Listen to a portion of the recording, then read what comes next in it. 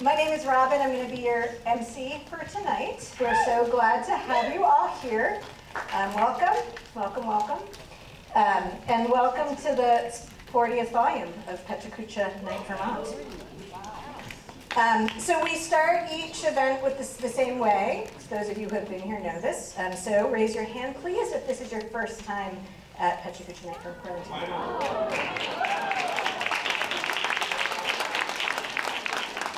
I keep thinking that the next time we do that no one's going to raise their hand and we're going to have saturated the market, but apparently that doesn't happen. So to those of you who are new, I'm going to give you a really quick kind of 30-second orientation to PechaKucha.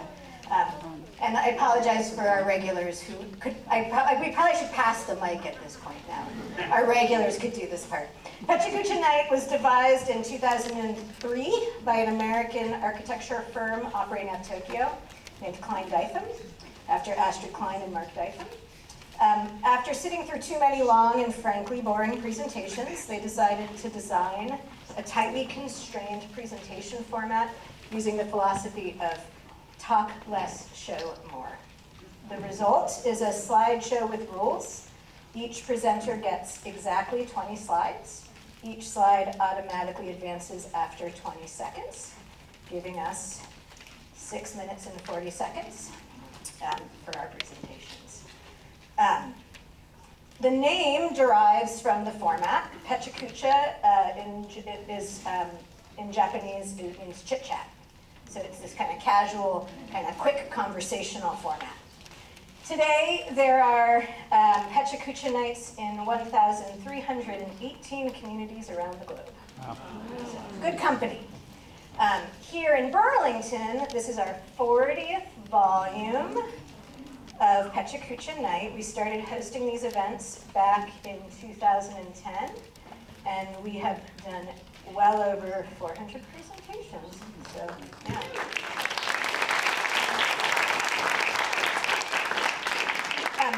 Part of what makes PechaKucha such an appealing format is this 6-minute and 40-second format challenges presenters to say more with less.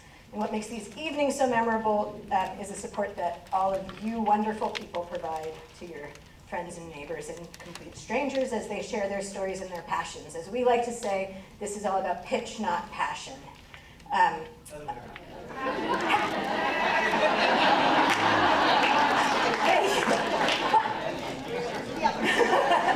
paying attention, awesome.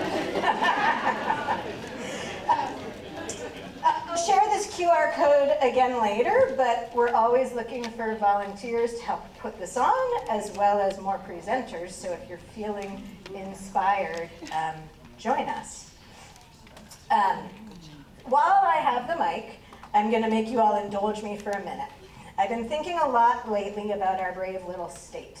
I moved to Vermont in the fall of 1999 with my now husband, who's over there, wave your hand. Great. It was an interesting moment to move here. This happened in 1999. Yeah.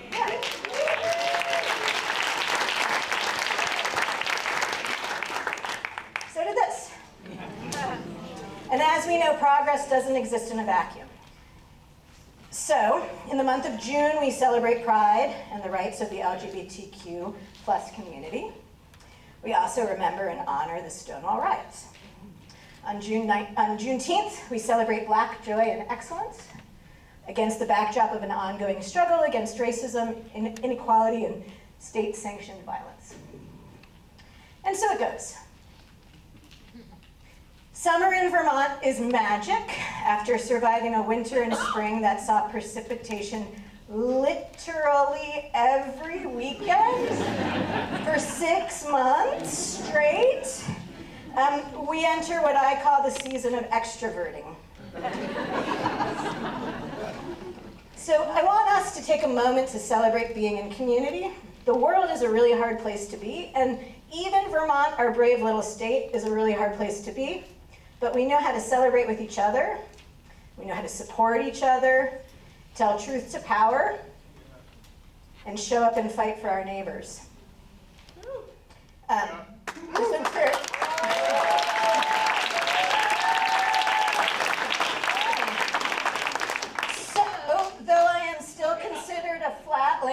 by some 25 years later, I'm pretty proud to call Vermont my home. And for me, PechaKucha Night allows us to shine a light on this remarkable, eclectic, creative community in a really special way. This is one of our presenters today.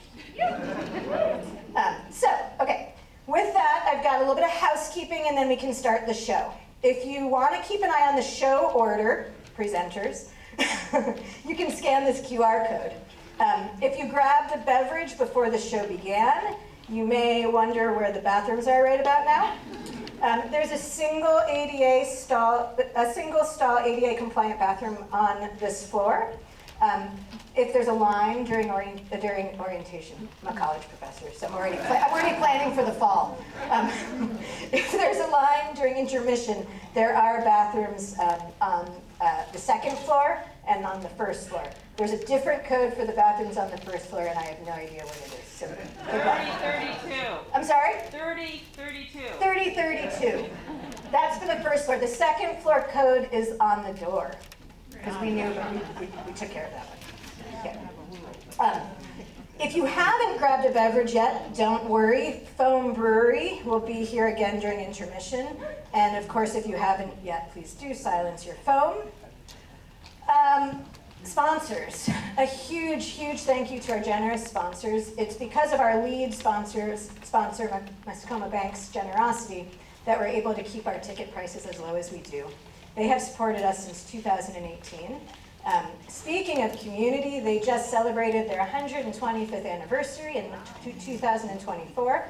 They are certified B Corporation, and they have donated over $1 million to more than 150 nonprofit organizations in Chittenden County over the last 5 years.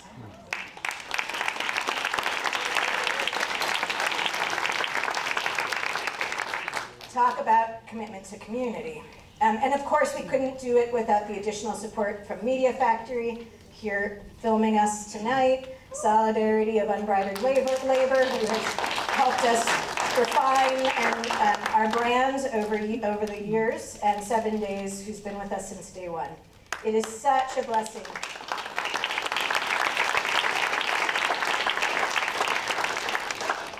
It's such a blessing to receive this ongoing support from these 4 local organizations. So thank you.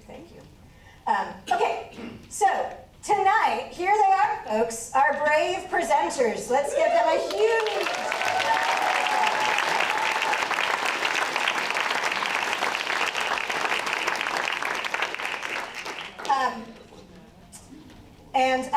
I'm just going to jump right into it. So our first presenter, who deserves even a larger round of applause because they're first, is Sarah Camille. So come on up, Sarah Camille.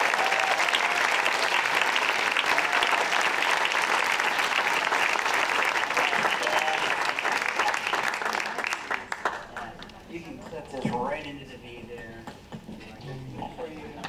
Yes. Don't worry. Right now. Tuck her right on. I love my job.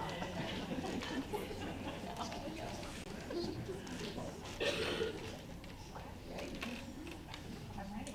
Okay. Hi, everyone. I'm so happy to be here. My name is Sarah Camille Wilson, and I like to carry a lot of things on my bike. I grew up in a small town in North Carolina, and the first time I carried groceries home on my bike, I was in my early teens. I realized right away how much faster, more efficient, and way more fun biking was compared to pulling the groceries and my little brother home in his little red wagon.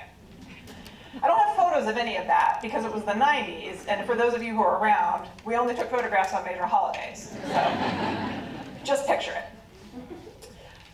Right around the same time, I read the memoir of a woman named Miep Gies, one of the people who hid and cared for Anne Frank's family during World War II. Incidental but integral to the story were the sturdy black Dutch bicycles that everyone used to do their errands. Looking back on it, I encountered this example of the usefulness, the utility, and the normalcy of carrying things by bike at exactly the right time just as my own experiences were revealing the power and the potential of two-wheel transportation.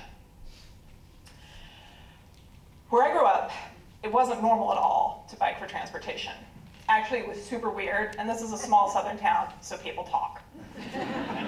But none of that was important compared to how perfectly it was the best solution for me and my family. For most of my childhood, my family had one car and one driver. There were lots of errands that needed to be run during the day when my dad was at work. Biking also allowed me to do things like go to the library or get to work after I got a job too. From an early age, I experienced the bicycle primarily as a tool of mobility and agency.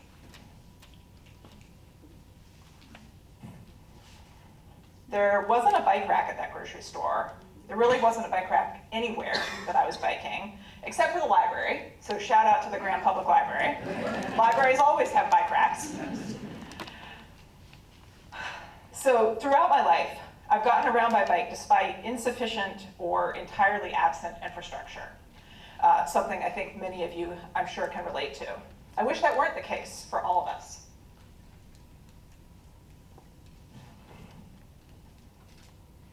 Thanks to these formative experiences, I never bought into the idea that you need a 3,000-pound vehicle that seats 5 people so that you can carry a ham sandwich a mile across town. That is a uniquely, totally American idea that's less than a century old. I lived in Southeast India for a little while after I finished graduate school. The very first thing I did when I moved there, even before I found a place to live, was to buy a bike. Out of all of the places that I've lived and biked, India is where I have felt the safest and the most accepted as a cyclist. And that's true even though I never completely got used to the traffic patterns, and I had to mentally rehearse a right-hand turn as I approached every intersection for the entire time. But traffic in India, it moves at the speed of a bicycle, and bicycles are treated as traffic, just as much as motorcycles or the much less common car.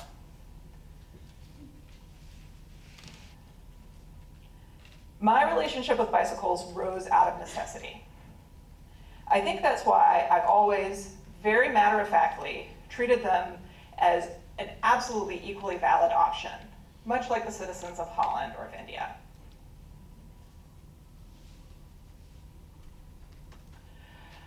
I've been car-free for good chunks of my adult life, and my husband and I have always been a one-car household. I've used a bicycle as my primary form of transportation through the snowy winters of Syracuse and to 4 of the 5 boroughs when I lived in New York City.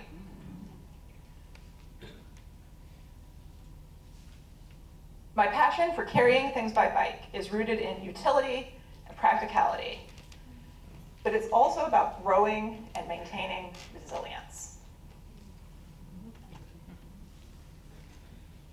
As an educator, my philosophy is rooted in the idea that we can grow and understand our own capacity through doing hard things, by sitting or pedaling with discomfort. That's what I'm doing right now.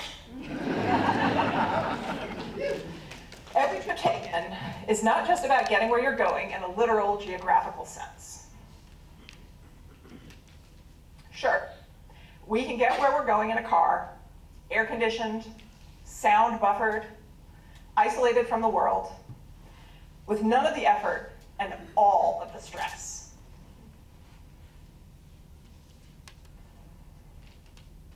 But what will we have learned about ourselves and our environment in that process?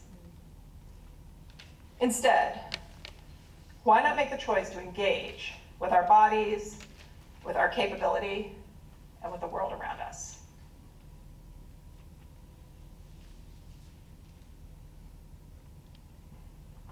Why not do something that feels a little uncomfortable, that we're not totally sure that we can pull off, but we're willing to try?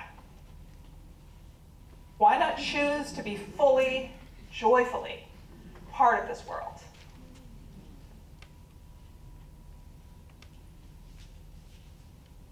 Every time I carry something I have not carried before on my bike, or I carry something farther than I've carried it before on my bike, I get stronger physically, and I feel stronger.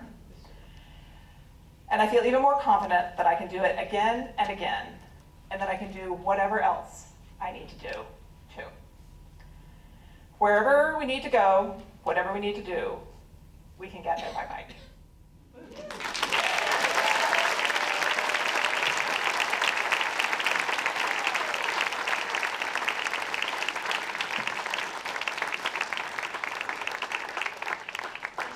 Sarah, Camille.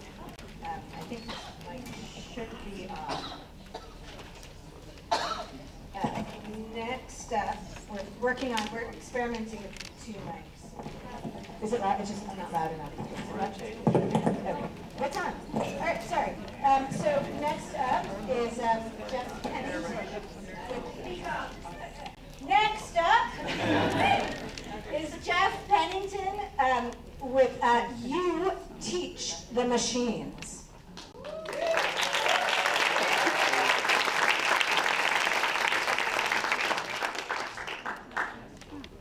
So, hi Jeff. Until recently, I was the Chief Research Informatics Officer for the Children's Hospital of Philadelphia, or CHOP. And I first gave this talk to a community group last summer, and it's grown from there. I hope to help you gain a sense of agency with AI so that you can navigate the hype and the change. Because you're all here with me, we're gonna do this together. I'm gonna do a bit of call and response. At some point, I'm gonna yell out, you, and you're gonna yell back, teach the machines. We'll try it. You! Teach the machines! That went better than I thought it would. Because you really do. Your pictures, words, emails, Word documents, medical data, your likes and the prompts you give to ChatGPT, all teach the machines. And you've been doing this since about 2004 when you sent your first Gmail or liked your first Facebook post. So full disclosure, I'm an AI optimist, though you may doubt that. Artificial intelligence is amazing in the truest sense of the word. And one definition of amazing is astonishing, profound, wonderful. And my first experience with meaningful, serious AI was something that truly amazed me. I got my first colonoscopy at a local GI clinic last year, and the doc was talking me to sleep. He said, so what do you do for a living? And I said, oh, I do AI at CHOP. And he said, AI, we have AI here. And no joke, the anesthesiologist looked at his watch, doc caught the hint, and said, we'll talk later. And when I woke up in the recovery room, he ripped the curtain aside and said, guess what? The AI found a polyp. It was tiny and I would have missed it. Which proves, of course, that AI is everywhere.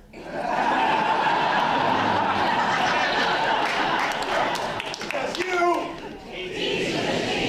But if AI can help screen for colon cancer, why are we afraid? The other definition of amazing, distracting, confusing, and dreadful. So you, me, our parents, our kids, we're all afraid of the 5 Ds of AI: destruction, deception, dumbing down, disconnection, and displacement. So destruction is killer robots, Terminator. Deception, getting conned by AI.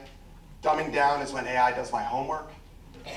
Disconnection is when a kid has a relationship with Snap AI instead of another kid, true stories. Displacement is the fear that AI will take my job. All rational. And all perpetuated by AI companies who trigger what author Gavin de Becker calls survival signals. Signals like forced teaming, charm, too many details, unsolicited promises, loan sharking, typecasting, and discounting the word no, which is what we're going to focus on here. On the left is Microsoft telling us that they can do whatever they want with our content in their 138 products, including Teach AI. On the right is the signature pad at my kid's doctor's office, acknowledging I've read the fine print on the wall that allows the healthcare provider to teach AI, which is really not an option to say no. But we're going to step back and talk about why all this is happening. How does AI learn? By example. So did my daughter MJ when she heard me swear often enough to say, Daddy, I can't get sand out of my shoes after this trip to the beach.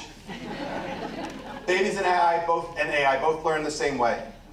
When I didn't deal with the sand in her shoes the first time, she threw an F-bomb in there. AI learns by paying attention to our language and interacting with humans to figure out what's effective.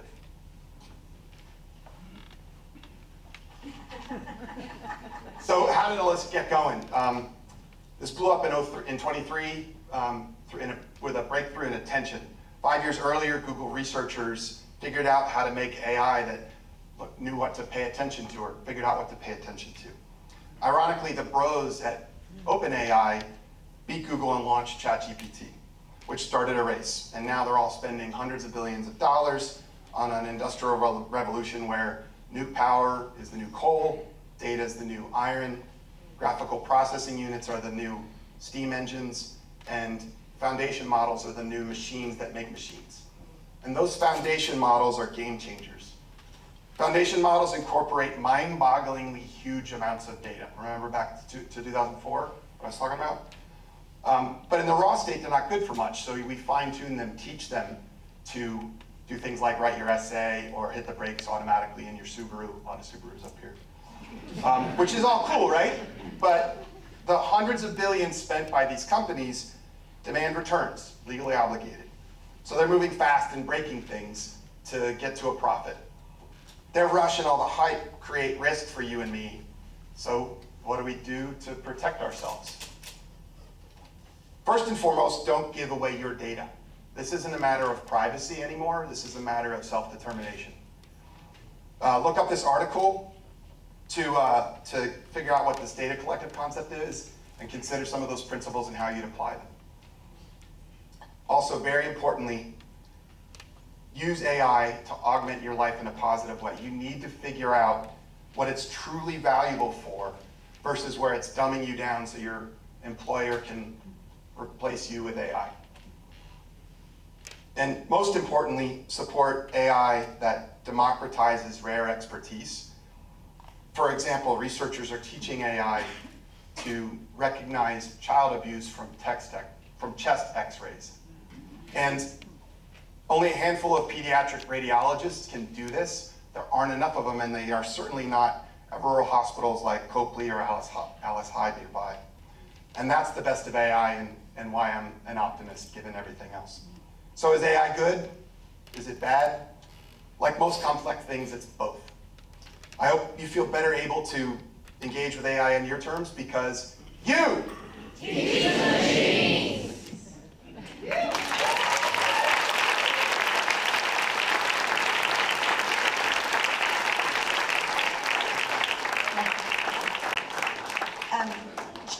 And both Jeff and Sarah Camille are very humble, and they adhered perfectly to my rule, which was passion, not pitch, right? So Jeff is working on this is part of a much larger book project, so you should look it up.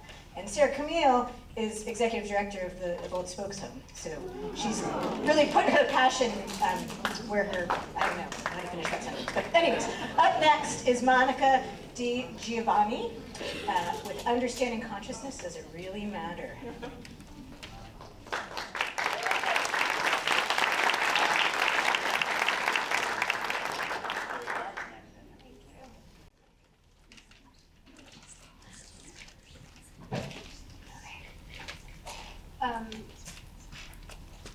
Okay. Yes. Okay. Good. So my presentation. Oops, pause. Sorry. Okay. So my presentation is based on my study and practice with the Abhidharma, which is a very complex, wildly vast, and really unattainable system of understanding consciousness in the Buddhist process. I understand maybe sidewalk brick. If you looked at all the city streets and all of the boroughs in the city of New York, I understand a tiny little piece. So I am an interdisciplinary artist. Sometimes I oil paint in abstract expressionism. Sometimes I do these hyper-realistic pictures of other things. And then in 2021, I had a very bad fall and got a very, very bad concussion. It was debilitating in all the ways concussions can be. I lost my speech.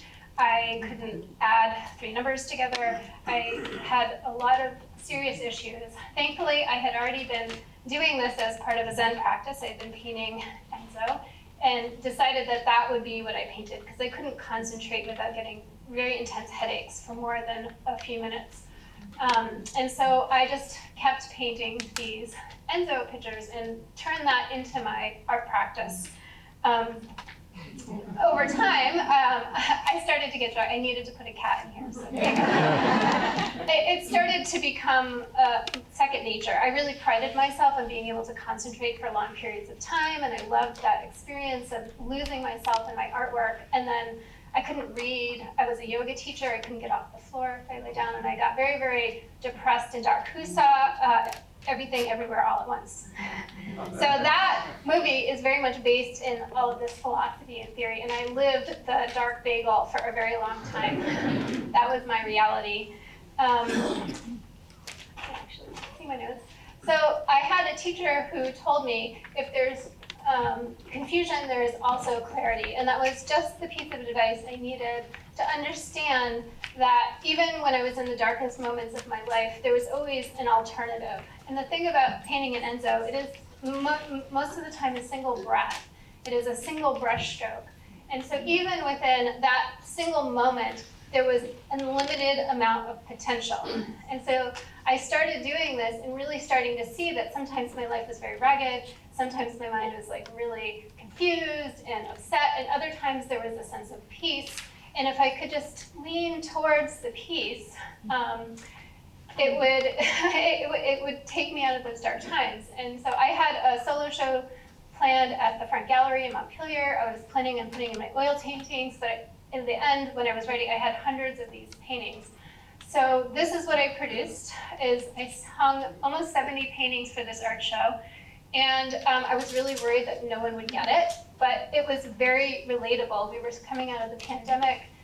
Folks had spent a lot of time alone. We were all confused. We didn't know how to socialize. And so when folks met the individual paintings, they actually could get through some of my own personal experience. And it just got me really amazed at how much you could convey with so very little.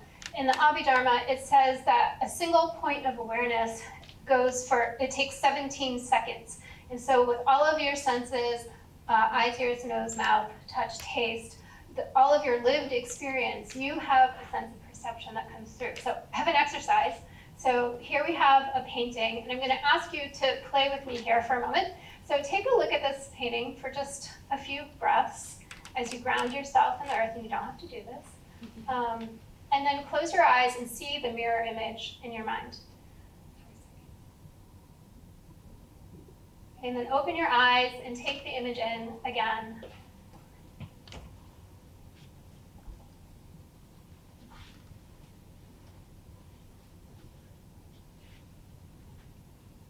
And if you've experienced something within that image, shout out. It can be one word or not. Everyone got very quiet and calm. Shout it out. We have a few moments. Swan. Move it. Donut. Boy. Scarf. Swim. Bird. Donut.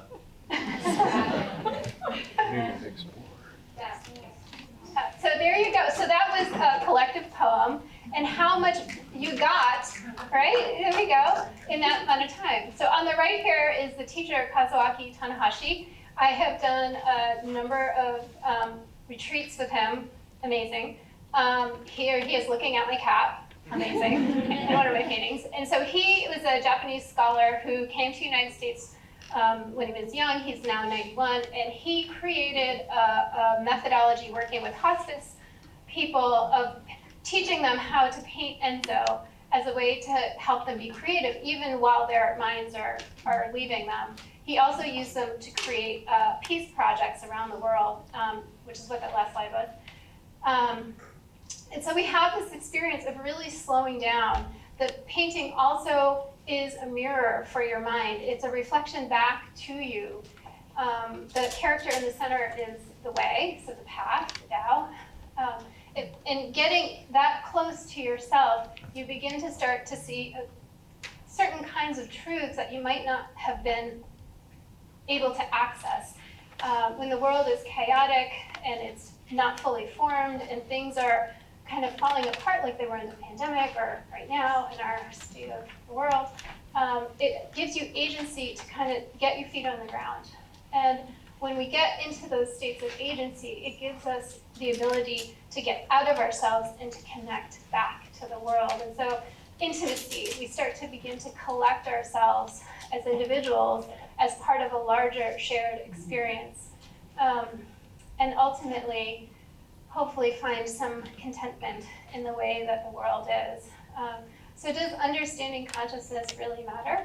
I think it does, and it doesn't. Sometimes it's just a child laughing that brings light into our eyes. Sometimes it's just being here with all of you. Thank you.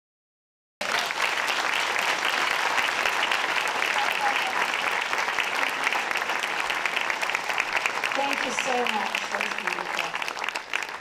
Next up is Joy Cohen, who's going to be doing a talk called Searching for Anne Frank. And I love that Sarah Camille earlier sort of like mentioned Anne Frank. So we've already had one Anne Frank reference today. Great. Great. Hi. What if Anne Frank never really died? What if she's been living on a dead-end dirt road in Vermont as an artist, a recluse, named Leah Perlima? In 2001, I started writing a screenplay with that fantastical component as the basis. Although the real story was about Leah's granddaughter, Anna, a Jewish teenager who feels like an outsider in her rural town school. A few months into writing, 9/11 happened. That 9/11. And so this story of a 13-year-old girl whose grandmother may or may not be Anne Frank took on a deeper significance and a whole new path. What started out from Anna's perspective changed dramatically as another character sort of just created himself. His name was Jamal, and he was another teenage outsider in this town.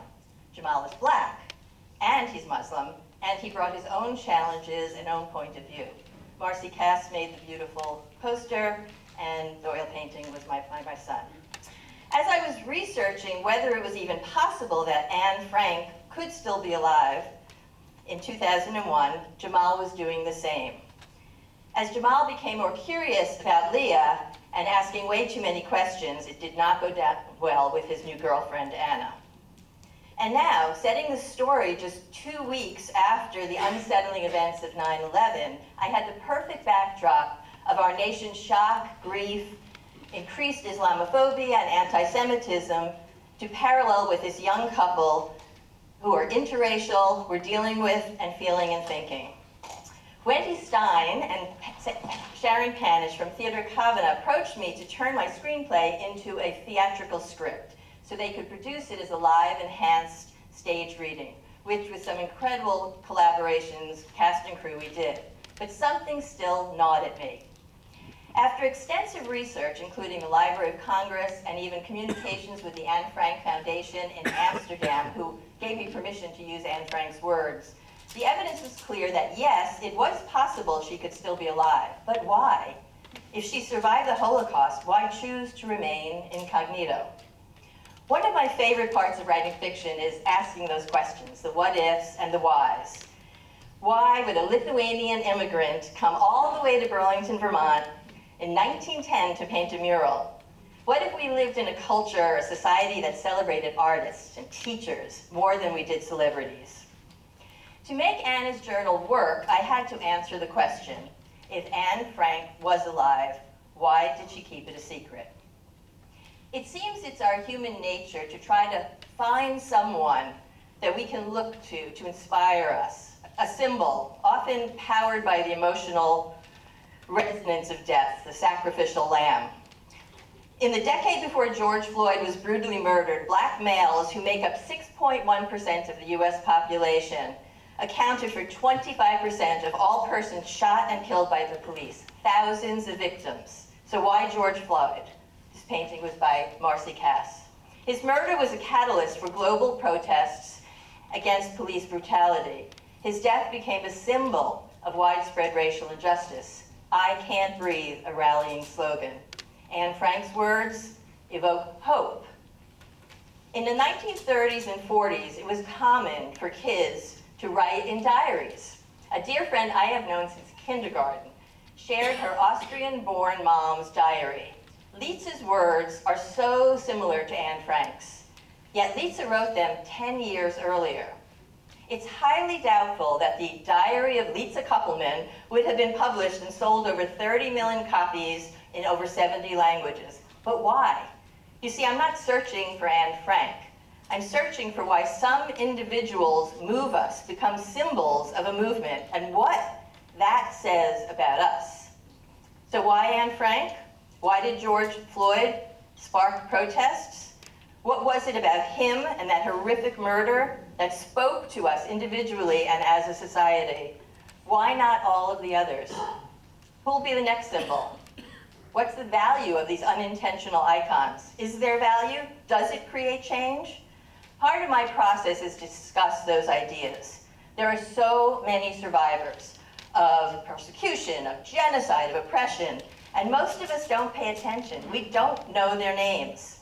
But an innocent girl dies and leaves a diary, and it becomes a symbol of the entire Holocaust. If Anne Frank never died, her story would not be as powerful. What motivates people to act, to try to create change? Why do some of us attend protests, others paint, others write? I wrote Anna's journal as a screenplay to explore these ideas. I saw it unfolding cinematically, and I hope to reach a wide audience. It was a semi-finalist in the I don't think they should take them in the right order. That's okay. That's right.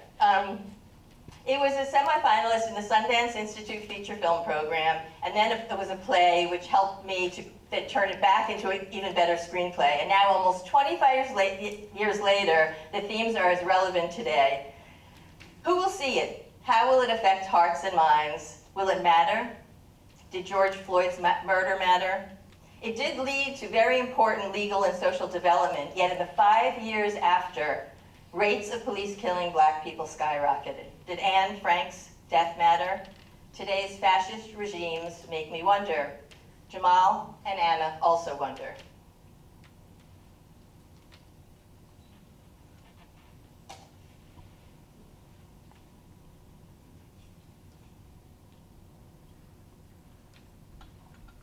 As Anne Frank wrote, in spite of everything, I still believe that people are really good at heart. Here's Todel's Anne Frank with Hind Rajab, a 5-year-old Palestinian girl who was tragically killed in Gaza in January 2024. I'm still searching, still hopeful that a little child will lead us, if only we'd follow her while she's still alive.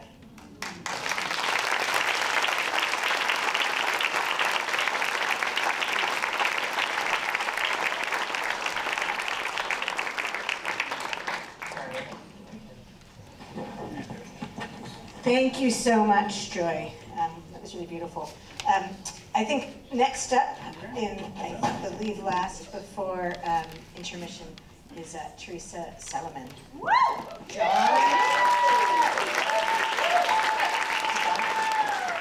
Thought I was going to be on stage, so I shaved my legs.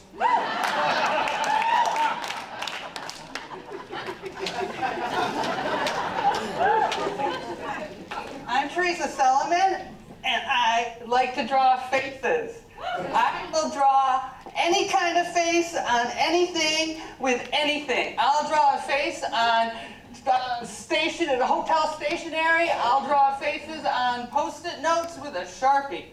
Sometimes I will use photo reference and draw realistic faces. Sometimes I'll just make the faces up out of my head and have fun. And these guys they're women in the front row of a fashion show seen from the point of view of a paparazzi photographer. Sometimes I ask questions with my art.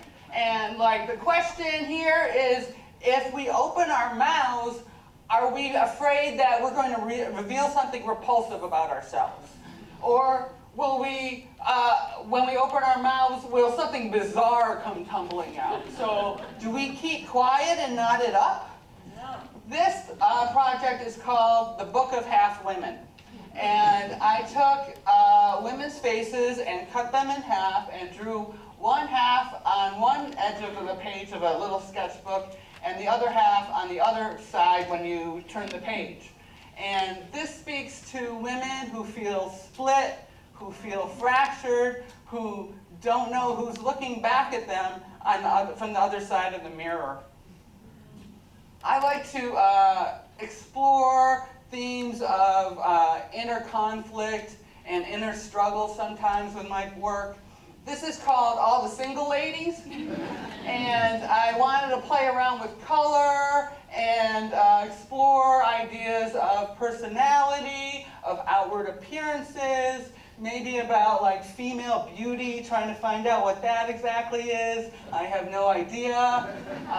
Okay, so when Roe v. Wade was overturned, I was so mad. So I had to put my emotions into my art.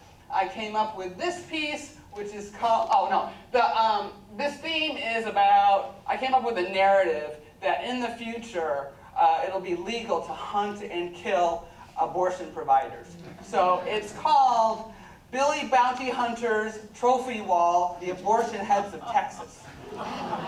And they're intentionally wonky looking because Billy Bounty Hunter taxidermied them himself. He wasn't very good. And he wasn't very good at makeup either.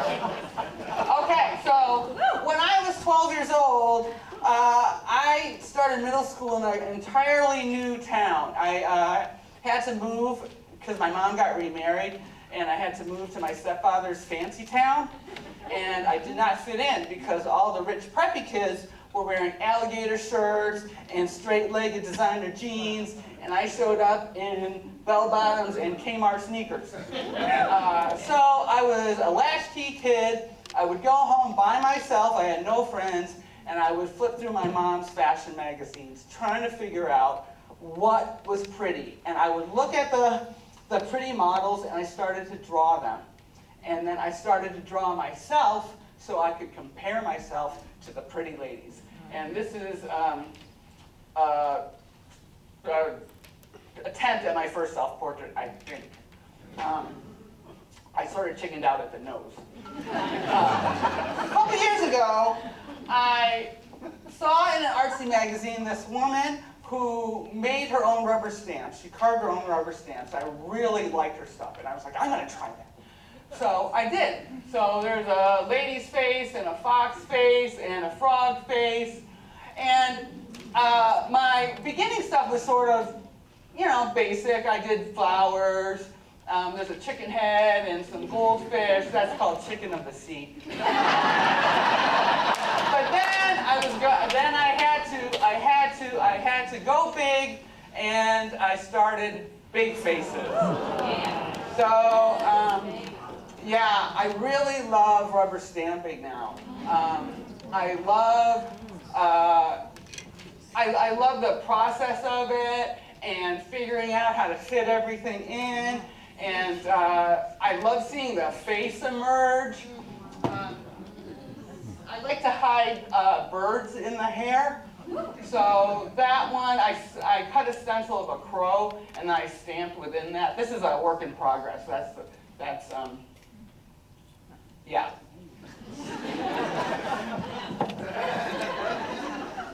I want people to spend some time with my work. I would love for them to see the faces from across the room and be like, and then they would come up and be like, whoa. So I've got there's a funny skull and a hand. That's Zoe Kravitz's hand. I think these rubber stamps represent molecules. This is called molecular structure, and it's on view, the Seven Bridges Foundation in Greenwich, Connecticut. And we're all made up of molecules, so how come we're all so different if we're all the same? Oh yeah, this is after the election, so look who I started. Hitler, Mao, there's Pol Pot, Ferdinand Marcos, Pinochet. Idi Amin, Mussolini, Stalin, and some other evil creatures down here. And look what I did, I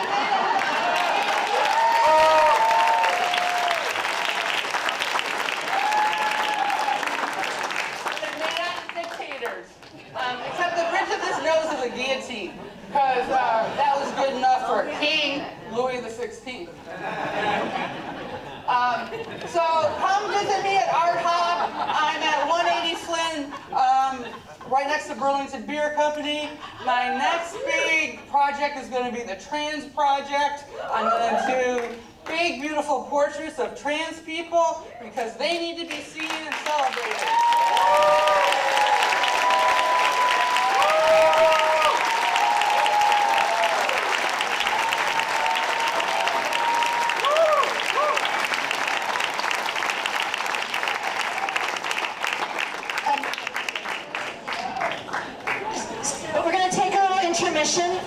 If you want, you can take this moment. You can follow us on all of our socials. If you take any pictures, tag us. Maybe you've been inspired by what you've seen so far. I know I have, and maybe you want to get involved more. You could present. You could watch presentations. You could help us out, and you could do that at our Linktree has all the links for all the things. Foam Brewers is outside waiting for us, and it's intermission. All right. Again, the program is here if you want to know what the second half of the lineup is, or you can just go with the flow. Next up is Owen Milne. And Owen's presentation is called How Did a Guy Who Never Sailed Get Hired at a Sailing Center? Ready? You ready? Yeah. So, for a lot of people who've known me for a long time, I get this question quite a bit. How does a guy who's never sailed a day in his life end up getting hired at a community sailing center? Well, it's kind of an interesting story. And it starts with, as a kid, I was always a target for getting bullied. I was kind of like one of those nice kids, kind of quiet, and I enjoyed being nice to people, and it followed me everywhere I went. Didn't matter what school I went to, and my parents had moved me from one school to another. And by the time I had gotten into high school, it had really taken a toll on my self-esteem and my self-confidence. And so there was one day I am at my brother's hockey game. I had quit hockey at this point, and I ran into my former hockey coach, a guy by the name of Charlie Witherell. And I had a conversation with his shoes while standing in front of him. And he calls my parents later on that night, and he says, this isn't the same kid that I coached hockey to all those years ago. And my parents were like, Charlie, we know, we've heard this before. At home, he's like the CEO of the kids, and we never really see it. So Charlie says, you know what? Owen's a really great tennis player. I think he should come to Windridge this year. And my parents were like, Charlie, thank you, great idea. That's where the Trumps and Ted Turners send their kids. We can't afford it. And Charlie's like, you know what? I got it. We'll figure out a scholarship. Actually, you know what? He can wash dishes, and he'll be great. So I went to Windridge. So summer camp is sort of like one of these things where it's not school, it's not home, it's like this in-between world. And I was like the oldest of the campers, and the youngest, the counselors would ask me to kind of help out with things. And this was one of those points in my life where we had a trajectory change. Now, when I had been at school, and bear in mind, I'm now entering high school, my nickname at school had been Turtle. The kid who retreats into his shell. And now I have coming back to school after this summer. Actually, it was only like 3 weeks. And I get to school, and everyone there says, "We don't even know who you are. You are not the same kid that we saw before summer. What happened?" And they said, we can't even call you Turtle anymore.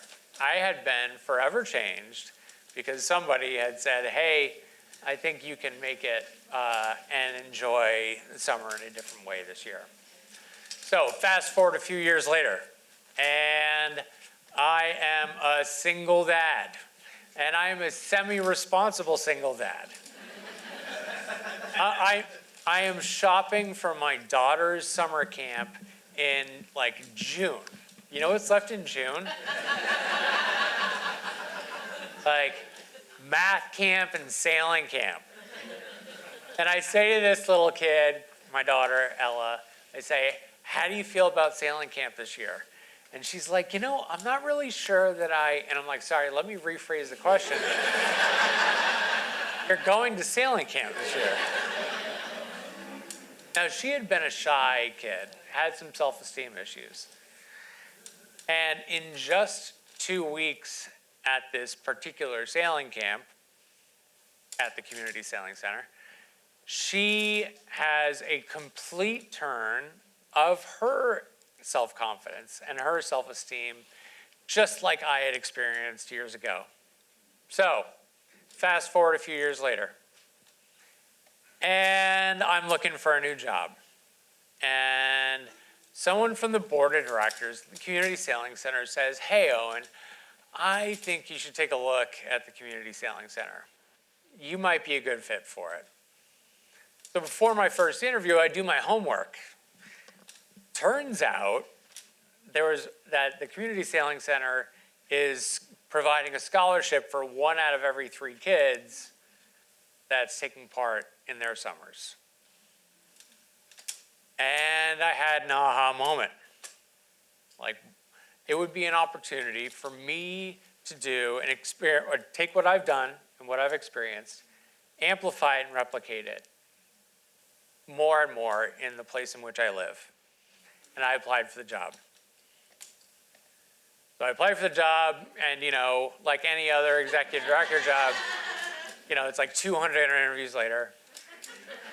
And the board finally called me in, and they say, well, they asked me a lot of questions. I had my, what turns out to be my last interview, and they say, "Well, Owen, we will offer you the job, but only under one condition. You have to learn how to sail." Thank you very much.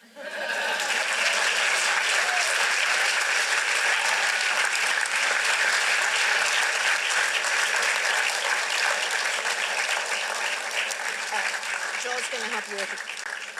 Up next is Dennis McSorley, and we just need to swap out mics. We're going to get you the lav mic. Thank you. Dennis McSorley is going to be talking about a kid from Queens.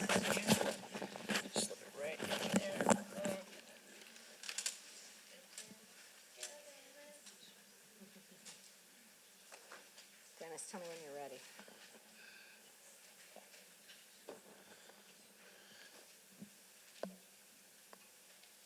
1946, high school sweethearts Elsa and Eddie, who met in Ridgewood, Queens, stayed in love until the Second World War came to an end. My dad was in the Coast Guard. My mom had a job and waited for him to come home alive, and he did. They're filled with joy.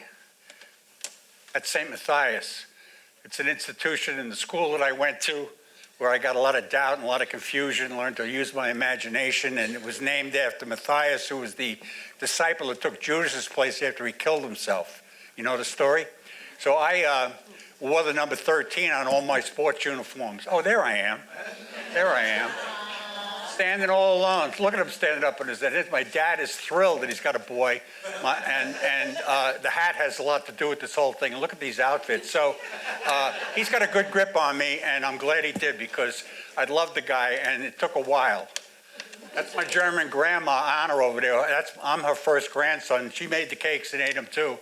And Catherine is my Irish grandmother, who's already had 8 kids, lost her husband 20 years ago, and is thinking a lot of different thoughts as I blow out these candles. How about that bow tie? This is our last little house before we move over. My dad's now a New York City police officer. My mom is taking care of him and her little prince, who's got cufflinks on now and a bow tie, and blonde, a real blonde.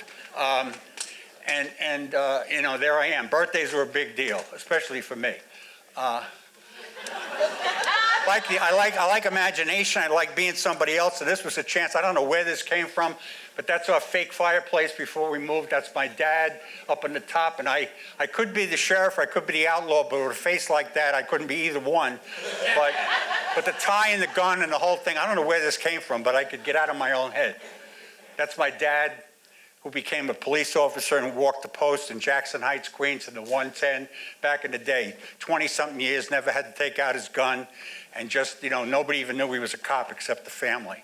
And he was a big example of why I, fell in love with him. I now have a little sister. That's her with the flag touching on her head. And that's Dad in his casual clothes, and we're down there on Myrtle Avenue waiting for the Memorial Day parade. A lot of fedoras on me. You notice this? I don't know what this is all about. Little carnations. Dad's in his casual clothes, cupping a cigarette, and that's not Lyle Lovett. You can tell now I'm not too happy being a bigger brother, but I've got that look in my eye like, what is going on here? I kind of know something. And my sister Eileen has no idea. I don't know if this is Easter, Christmas, or whatever. But here we are, and I'm like, I got to be their big brother forever, so I'm going to do the best I can. And there I am. This is a third gal gets added to the picture. It's this boxer lady who's complete, untrained, crazy dog. And those are my sisters, again, with the hat on me, in the front yard in Queens. Dressed as twins, though they're 2 years apart. Yeah, come on, who does this? Big day. I don't know what happened, but I get my first Holy Communion, a lot of $5 bills in the thing, and Mom's wearing a fake fur coat. My dad's a cop. Who knows how he got the money? And my sisters, again, looking like twins and happy to be just hanging out. And that's the block we lived on, 64th Street, back in Ridgewood, Queens, in New York City. That's a candy store. They're on every corner. My dad would throw me a quarter and say, give me a pack of smokes, the paper, and keep the change. So for 21 cents, I could get the Chesterfields. For 2 cents, I got the Daily News, and I had 2 pieces of penny candy left over. I'd slow walk home, hand him the paper, because it would never come back to me anymore, and read about Mickey Mantle and the Yankees. This is one of the most dangerous places in New York City. It's a playground. Those monkey bars are made out of steel, and that could be a fort, a rocket ship, a submarine. You could play tag on that. You could kill yourself, but no adults were ever around to find out what you were doing. Concrete, fences, accidents could happen. Why be a Boy Scout when you could be a Sea Cadet? And for no reason at all, just march around in this uniform, acting like I didn't know. And my sisters, of course, were nurses to take care of the wounded. And we just marched in parades. And had we lost had the Germans attacked, we were supposed to be ready to fight them on the beach. I'm not selling baskets door to door. That's actually my Easter outfit. And I didn't know anything about Easter either. There's jelly beans, but look at that chocolate rabbit. It looks like and I'd have to look for that every year, even, with the cotton chickens in there, all kinds of crazy stuff. My mother would make me look for this behind the same chair every year. The Irish Riviera is also known as Rockaway Beach. It was 9 miles from our house. And this is my kickback summer thing. Nobody wore sunscreen. And I love the ocean, the waves, the in and out, off you go, just the whole atmosphere of it all. What a gift to be in a city like that and grow up there. Santa came to our house, even though I know he couldn't, we had no chimney. He rang the doorbell. My mother said to my father, go meet him. So we go on the porch, and in the dark, and it's Joe Kress, who's a cop. He has a cigarette with my father. They take a slug of a vodka, and they walk in, and my sisters are over the moon because Santa has actually come to our house. And I'm knowing that that's impossible. That's my reward for keeping this secret. That's an English racer bike with an air pump and a saddle. That was my good bike. Hand brakes, the whole deal. Nobody had one, but I did because I was the good little son, and conditional love got me that thing.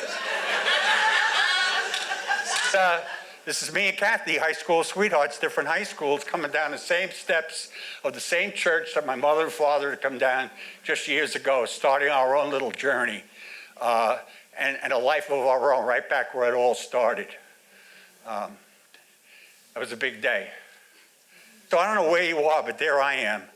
And home is supposed to be where your heart is. And even though I look like I could be anywhere in the world, I know where I come from, and I know you do too. And I hope that you have a place that's a home for your heart, now and always. So thank you.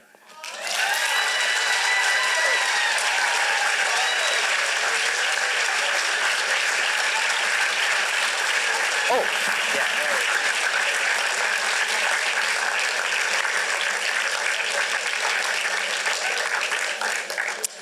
Kid from Queens.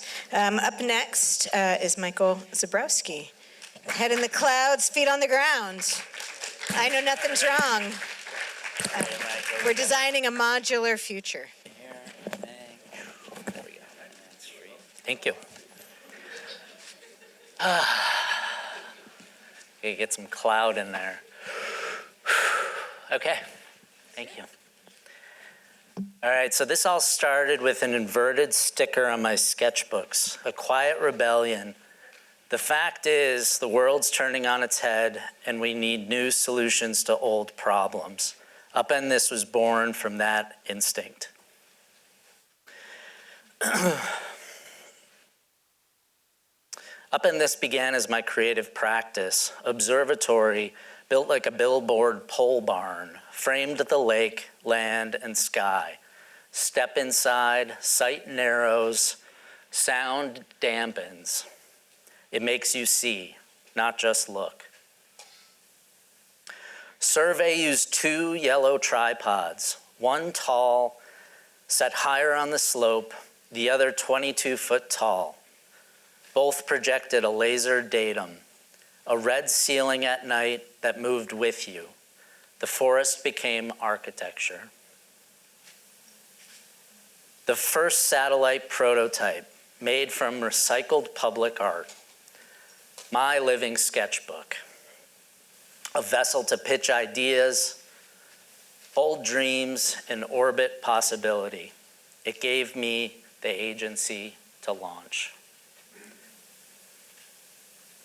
Surveyors are eclipse glasses, laser cut, hand assembled, made to last. My first mass-produced product. A perfect Upend This moment. An eclipse, day becomes night, transformation witnessed. Water molecules turned on at 37 degrees, the blue deepened as the cold set in. The first CNC cut, wired, interactive public art, where data met fabrication, met experience. Ostrozność, Polish word for caution, a long game of balance, careful not to tip it, a poetic object, a first foray in 3D printing, mindfulness at play, risk and restraint. First satellites, green rooms to ground, orbiters for folks that didn't have space to orbit, a community place to grab a coffee, small, full of light, warmth, breathing just like you, a place to be creative and retreat.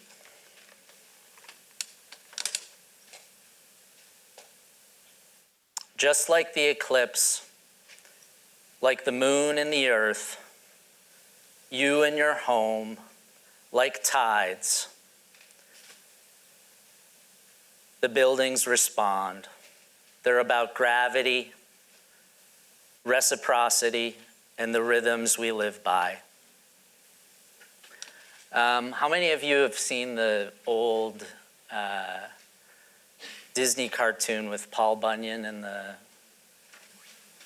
Paul Bunyan, right? Babe the Blue Ox. I'm the guy with the train and the chainsaw. And this is how I build.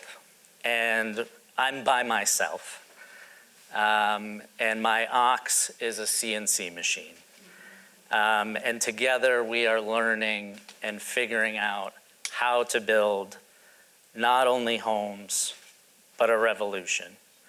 And while I love the folks that are walking into the sunset dragging their hammers, I'm excited to be building these homes.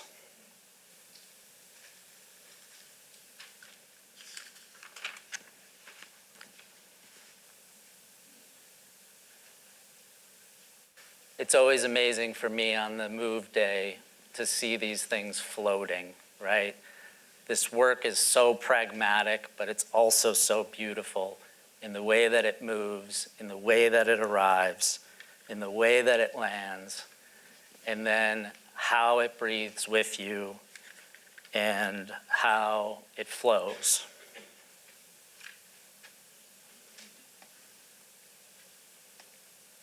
So this is my dream.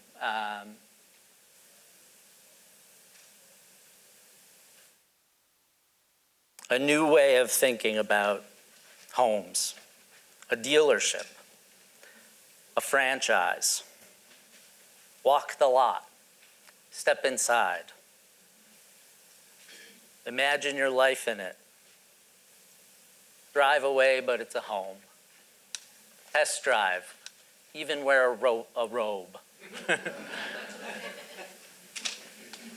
Automatically unlocked locks from the, person that's far away giving you a tour of a satellite.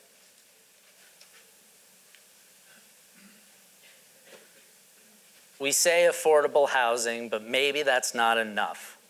What about core housing, a human right, essential housing, central to community? Livable, beautiful, efficient, grounded, rooted, tied to our beautiful place here in Vermont and people. This is what I'm building. And what are the possibilities? How can we start to think about new places, new ways to reinvigorate the way that we live because of that? It feels smart. And another dream, while I'm a suburban kid, there's something beautiful about the community, no matter where you are. And building that community for me is an exciting enterprise and something that I'm loving figuring out a new way to do.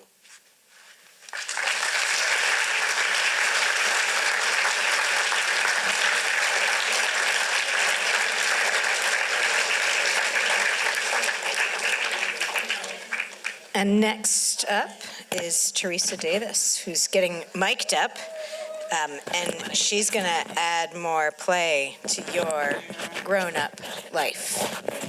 That's here.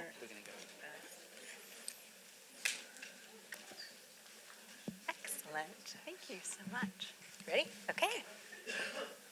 I have something here that lowers stress, increases energy, improves relationships, and makes you more creative. It's all natural, and it has no side effects. Raise your hand if you want it. Oh, fine print though, sorry. It's just for kids. The prescription is play, and play provides incredible benefits, no matter your age. But sadly, too many of you believe the lie that play is just for children. You think you should leave it behind when you become a responsible grown-up. So you make it your lowest priority. I get it. You're an adult. You have important things to do. Wake up, go to work, go home, eat, doom scroll, sleep, rinse and repeat. And oh, meanwhile, the world feels like it's on fire. Serious things are happening, so you think this is no time to play. But in a time of destruction, play is a rebellion. It's not a luxury. It's an act of resistance. It's a radical way to live fully in the present moment. Play refreshes and restores, and it gives you vitality and a sense of aliveness. When things get hard, that's when you need to play the most. Our society conditioned you to prioritize productivity and efficiency. You might even believe that your value as a person is tied directly to how much you achieve or accomplish. Your to-do list might feel never-ending. You can't keep it up with it all anyway, so why not try putting play at the top of your list? Play researcher Dr. Stuart Brown describes play as something you do voluntarily. It's all-consuming, and most importantly, it's fun. It quiets your mind, and you lose track of time because you're so deeply engaged. You were designed by nature to feel good and find well-being through play. Your play experiences directly shape the quality of your life. Research shows that very accomplished people tend to embrace play, and those with less satisfying lives are often seriously play deprived. Through his research, Dr. Brown identified 8 modes or types of play, and wave at me if you see yourself in any of these. Joker, funny. Explorer, adventurous. Kinesthete, on the move. Director, those are the party planners. Collector, they gather and sort. Competitor likes to win. Artist creator makes things, and storyteller plays with words. Play helps you get through difficulties. It gives you agency in a world where you have little control. In a society that profits from you passively consuming content on a screen, being intentionally active, playful, and present is an audacious, powerful, and subversive act. Play is not selfish. It's not an indulgence. It's self-care. It's healthy and healing. When you play, your body likes it and your brain lights up. Play actually lowers inflammation and decreases pain. When you play, you become more hopeful and optimistic. Play together leads to empathy. It breaks down barriers and helps us find common ground. A lack of play in our society is actually a major public health issue. We may be entertained, but our culture is suffering from prolonged deprivation of true play. Researchers placed 2 groups of rats in a maze filled with cat odor, which is a significant stressor. All the rats hid. The play-deprived rats were so fearful that they stayed hidden to the point of starvation. The playful rats, however, overcame their fears and navigated the maze to find food. Play literally helps us survive. Play-based learning is a valuable approach, even for adults. It's intrinsically motivating because it's so enjoyable. Many of us would like our work meetings a lot better if there was an atmosphere of engagement and experimentation where we could be curious, creative, and free to take risks and have some fun. Making playful art, even just doodling, lowers your stress and anxiety. Anxiety and creativity are incompatible. It's very hard to create when you feel anxious. But on the flip side, it's almost impossible to feel anxious when you're creating. A simple way to lower your anxiety, start doodling. Play is like a portal to a nicer world. It's the respite you desperately need for your perpetually exhausted adult brain. Play enriches your life by allowing you to connect with yourself and connect with others on a deeper and more meaningful level. Give yourself permission to be silly. In case you have forgotten, most of you here are a grown-ass adult and you have free will, so use it to have some fun. The average 4-year-old laughs 300 times a day. The average 40-year-old laughs 4 times a day. Laughing is one of the best gifts you can give yourself. Say yes to spontaneously dressing up playfully, dancing while you make breakfast, singing in the car on the way to work. Also remember to plan times for play by putting them in your calendar. This elevates play to the same level of importance as your obligations and responsibilities. We all need more play dates and playmates. Even if you're an introvert, finding friends out in the wild is essential for your mental health and well-being. You're a social creature. Playing together develops trust, and trust is a pillar of a healthy democracy. So do your part for our country and get out there and play. This year's theme for the International Day of Play is Choose Play Every Day. Play is a universal language spoken by people of all ages. It transcends national, cultural, and socioeconomic boundaries. Play has a positive impact on promoting tolerance and building peace. The world needs you to play. Make play one of your core values and a cornerstone of your daily activities. It will change your life and the life of those around you. Play keeps us vital and alive. It gives us enthusiasm for life that is irreplaceable.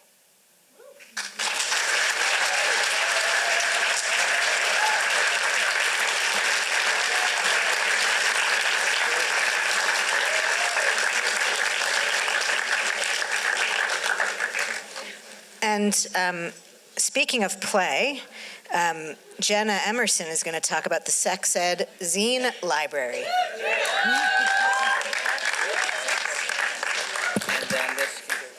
Great, thank you.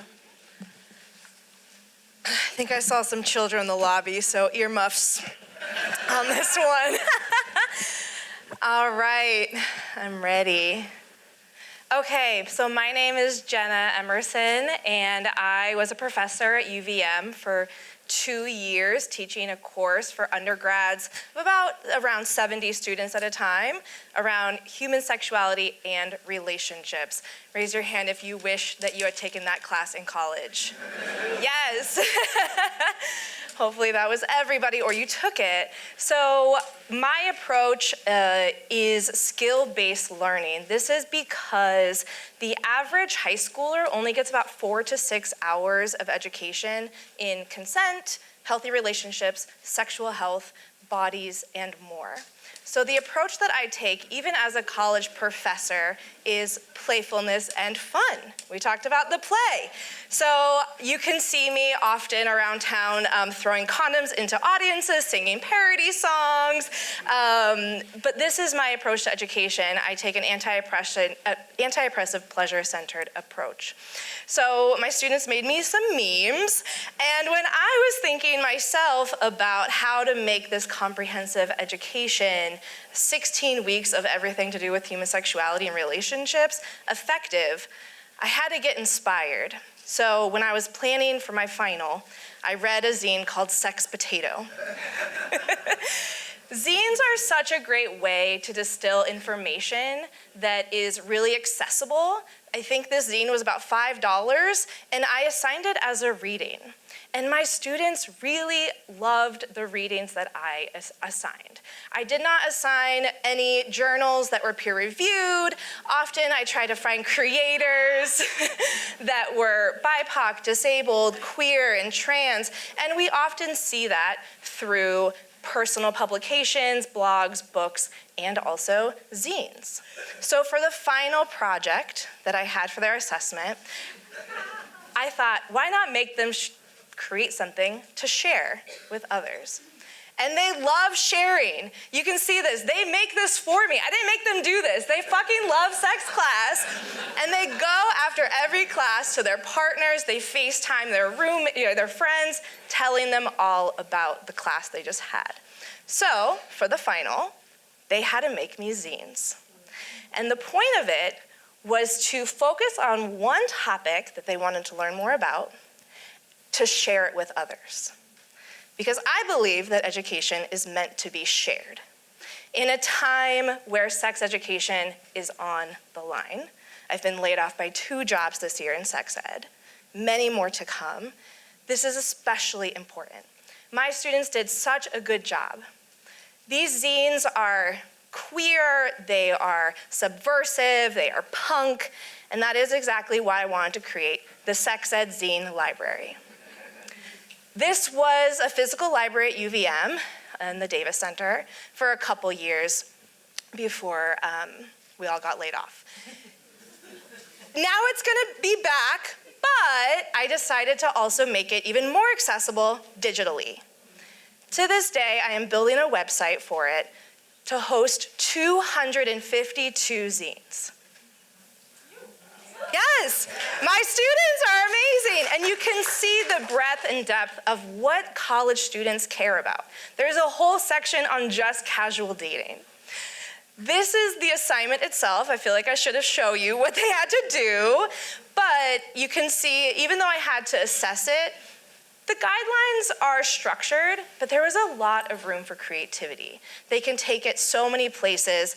The experiential component could be media analysis, surveys, and a lot of things. So I want to show you some of the zines. These are some good puns. We have porn to be wild, let's be honest.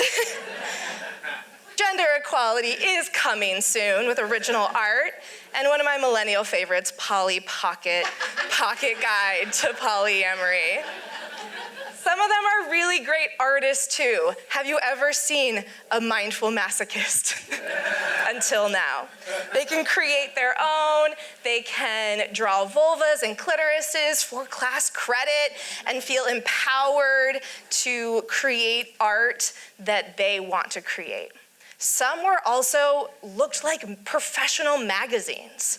These were really, really impressive, and these students wanted to create something worth sharing, which as an educator meant they put more energy into it. It was anti-AI, sorry, Jeff, but as a professor, we read too many AI papers.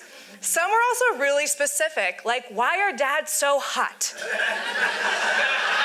Why are so many priests gay? ADHD and orgasms and one person's experience with them. And somebody even wrote about why lesbians are all exes and roommates.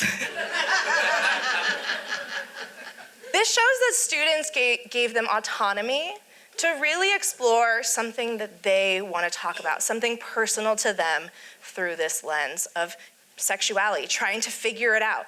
What's up with anxiety in relationships? What about long-term, low-commitment relationships? It even inspired my interns to create longer guides. I found these to be really accessible for students, and they found it to be really exciting. Things that they needed to learn about that they can't often find in textbooks, like an online guide to, or online sex work guide. Because they made me zines, I also made them zines.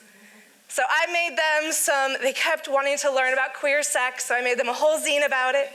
And also my guide to sex positivity as a thank you to them. So when you don't have to have a master's in sex ed to be an educator or share knowledge. It's really, really important today to keep talking about sexuality openly, break the taboo, because we need to stop the censorship around sexuality education. And you too can share something. So read a zine and share what you learned. Thank you so much.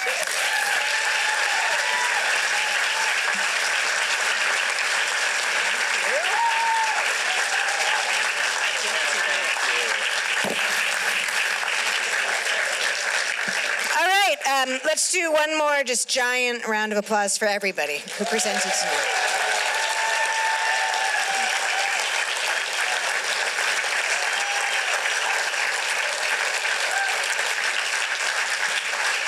And to our sponsors. Thank you, Mascoma Bank, Media Factory, Solidarity, and 7 Days. So Media Factory is recording tonight, so these recordings will be available on the Media Factory website. If you would like to be the first to know when that happens, also to learn about important things like when the October lineup is announced, you could sign up for our newsletter. Yep, we've got a newsletter. We also need to give another round of applause to to our steering committee, because this doesn't happen by itself.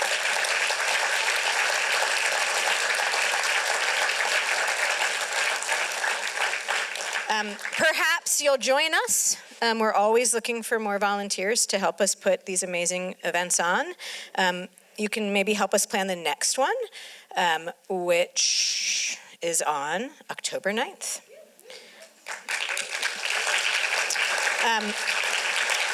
Thank you, and get home safe. So, yeah, thank you.